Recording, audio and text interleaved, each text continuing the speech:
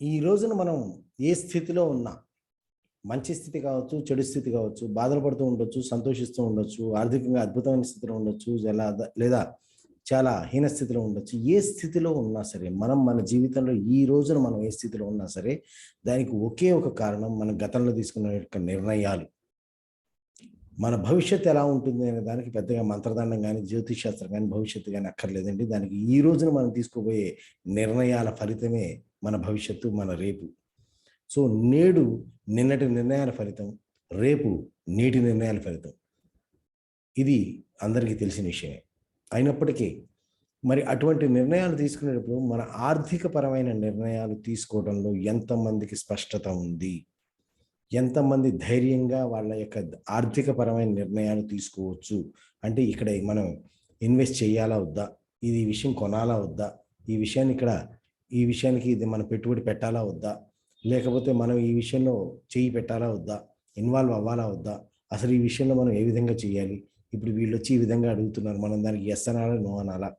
ఇలా చిన్న విషయాలు కూడా మనీ విషయంలో నిర్ణయాలు మనం పట్టించుకోకుండా, ఆ నిర్ణయం తీసుకునే సమయంలో దాని గురించి ఏమాత్రం అవగాహన లేకుండా నిర్ణయాలు తీసుకోవడం, తర్వాత జీవితకాలం మనం బాధలు పడుతూ ఉంటాం అనేది మనందరికీ తెలుసు.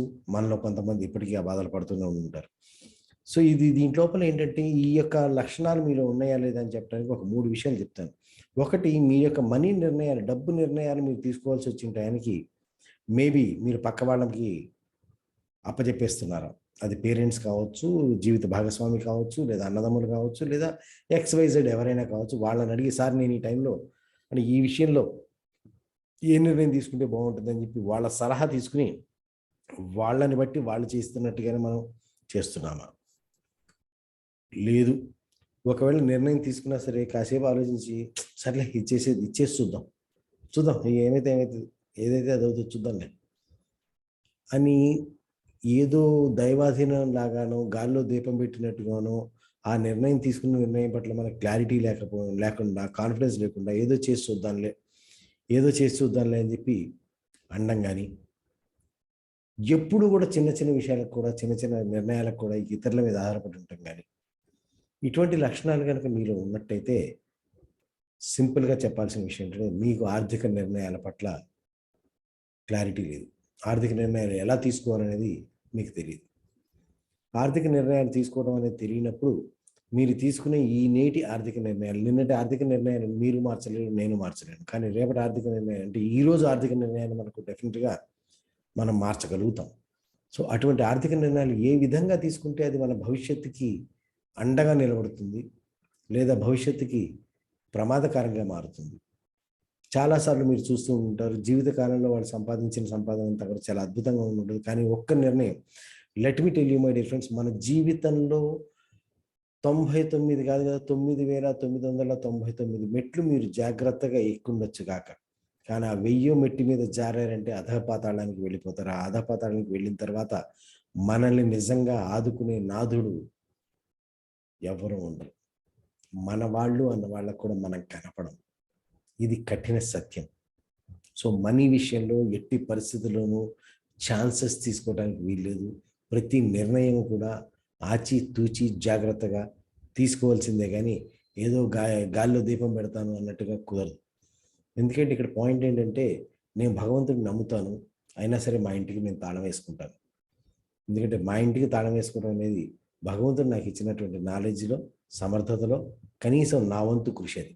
అలా నా వంతు కృషి కూడా చేయకుండా నేను ఇంటిని అలా బార్లా తెచ్చిపెట్టేసి వెళ్ళిపోయి దొంగడు వెళ్ళిపోయాడంటే దేవుని కూడా నిందించడానికి నాకు ఛాన్స్ లేదు.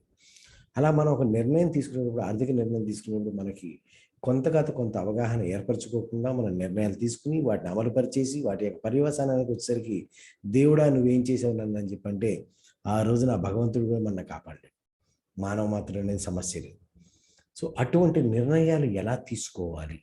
ఎందుకంటే అటువంటి నిర్ణయాలు తీసుకోకపోవడం వల్ల 70 ఏళ్ల వయసులో, 60 ఏళ్ల వయసులో, 50 ఏళ్ల వయసులో, అంటే మళ్ళీ తిరిగి కోలుకోలేని విధంగా జీవితంలో దెబ్బతిని పడిపోయి, లేపేవాళ్ళు లేక, సపోర్ట్ చేసేవాళ్ళు లేక, ఆ టైంలో పోరాడగలిగే శక్తి లేక, ఆ నిర్ణయాల పర్యవసానాన్ని అనుభవిస్తూ క్షణం నరకం చూస్తున్న వాళ్ళు నాకు కనపడుతూ ఉంటారు, నా దగ్గరికి వస్తూ ఉంటారు. మిత్రులారా, మీరు అటువంటి స్థితికి వెళ్ళకూడదంటే ఆర్థిక నిర్ణయాలు ఎలా తీసుకోవాలనేది సమయం ఉండగానే నేర్చుకోవాలి. అలాంటి నేర్చుకోవడం ఉద్దేశం ఉన్న వాళ్ళ కోసం ప్రాస్పరిటీ ఇంటెలిజెన్స్ అనే ఒక ప్రోగ్రామ్ నేను డిజైన్ చేశాను. అది 3 నెలల పాటు మన ఇద్దరం కలిసి ప్రయాణం చేస్తాం. ఈ 3 నెలల లోపల మీకు ఉన్నటువంటి ఆర్థిక విషయాలన్నింటిలో మనం ఒక అవగాహనకి, ఆ నిర్ణయాలు ఎలా తీసుకోవాలనే స్పష్టతకి మనం వస్తాం. దాని యొక్క వివరాలు కావాలి అంటే కనుక ఈ వీడియో లింక్ కింద ఉన్నటువంటి వాట్సాప్ గ్రూప్ లింక్లో మీరు జాయిన్ అవ్వండి. ఆ వాట్సాప్ గ్రూప్లోకి వచ్చిన తర్వాత ఈ ప్రోగ్రామ్ యొక్క పూర్తి వివరాలు మీకు తెలియజేయబడుతుంది. మిత్రులారా, ఒకటే, కావాలి అనే కోరిక కన్నా చేసే మొట్టమొదటి అడుగు ఎంతో ప్రయోజనకరంగా ఉంటుంది. సో మీరు కావాలని కోరిక స్థాయిలోనే ఆగిపోతారా, అడుగులు వేసి చర్య తీసుకుని ఆ సమస్యకి పరిష్కారాన్ని పొందుతారా అనేది choice is yours. I'll be welcoming you into my WhatsApp group, and I'm waiting for you in the WhatsApp group. Thank you very much.